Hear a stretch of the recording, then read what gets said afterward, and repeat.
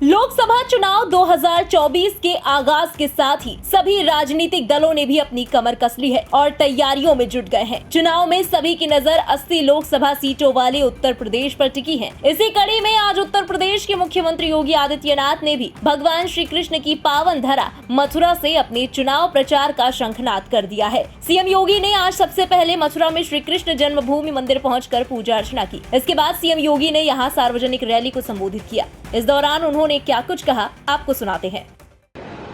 माननीय विधायकगण श्री पूरण प्रकाश जी, राजेश चौधरी जी, श्री मेघश्याम सिंह जी, ओम प्रकाश सिंह जी, योगेश चौधरी जी,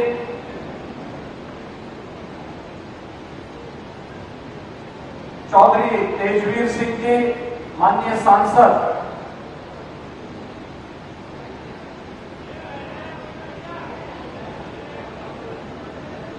और जिन्होंने पिछले 10 वर्ष से इस मथुरा और ब्रज मंडल को अपनी कला से,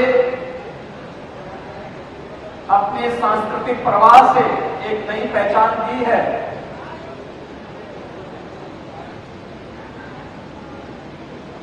ऐसी आपकी लोकप्रिय सांसद श्रीमती हेमा मालिनी जी, जिले के हमारे प्रभारी श्री अशोक कटारिया जी, जिलाध्यक्ष घनश्याम लोधी जी, निर्भय पांडे जी, राष्ट्रीय लोकदल के जिलाध्यक्ष श्री राजपाल भगत जी, जिला पंचायत अध्यक्ष चौधरी किशन सिंह जी, महापौर विनोद अग्रवाल जी, प्रमुख शिक्षाविद और जेले विश्वविद्यालय के कुलाधिपति श्री नारायणदास अग्रवाल जी, लोकसभा के प्रभारी श्री श्याम भदौरिया जी, डॉक्टर देवेंद्र शर्मा जी, विनोद चौधरी जी, मुकेश खंडेलवाल जी, पूर्व विधायकगण चौधरी प्रणतपाल जी, रविकांत गर्ग जी, कारिका सिंह जी, समाज के विभिन्न तबके से जुड़े हुए हमारे सभी नेतृत्व वर्ग, जिनमें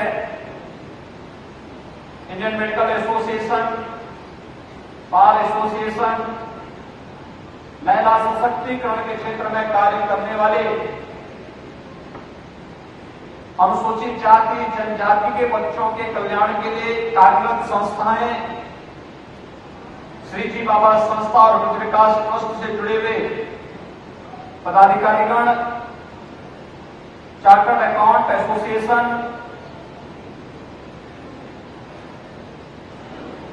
petroleum product dealer association, Mathura ODOP से जुड़े हुए इस संस्था के पदाधिकारीगण, रामलीला सभा, तीर्थ धाम मेला समिति, चैम्बर ऑफ कॉमर्स,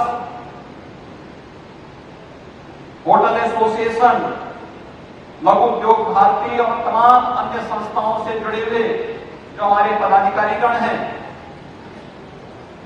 आप सबका आगत महानुभावों का वृंदावन बिहारी लाल की इस पावन धरा पर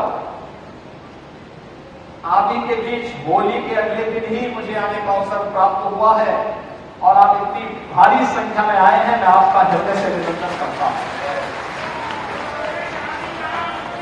पूज्य संतों के सानिध्य में ब्रज तीर्थ विकास परिषद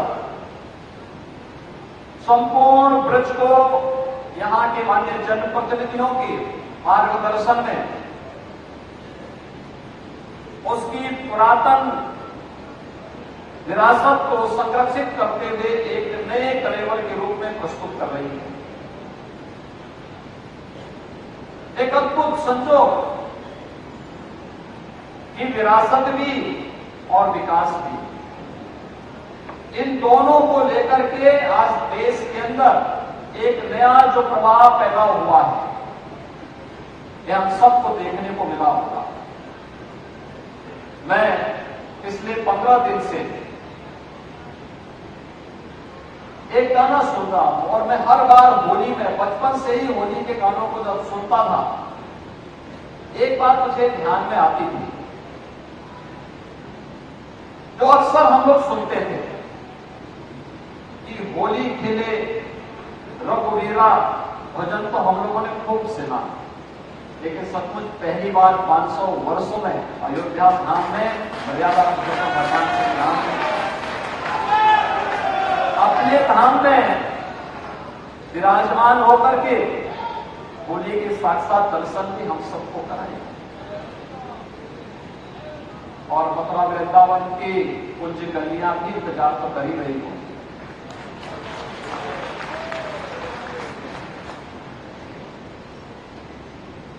ये मेरा सौभाग्य है कि मुझे बार बार जब भी अवसर मिलता है यहां आने का अवसर प्राप्त होता है। आज जब हम होली की बात करते हैं तो दुनिया के अंदर मथुरा, वृंदावन, बरसाना, गोकुल, गोवर्धन, नंदगांव, बलदेव, यहां पर खेली गई होली की चर्चा पूरी दुनिया के अंदर है रंगोत्सव के रूप में। और अब तो श्रद्धालुजनों की भीड़ देखते हुए बनती है।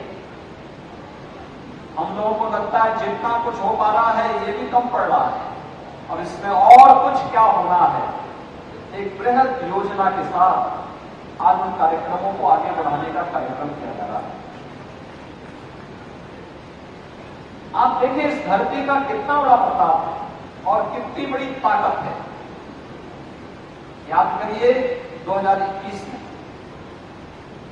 जब वैष्णव महाकुंभ का आयोजन यहां हुआ था यमुना मैया के तट पर, उन्हीं की कृपा से वृंदावन बिहारी लाल के जो असीम आशीर्वाद और कृपा हम सब पर थी।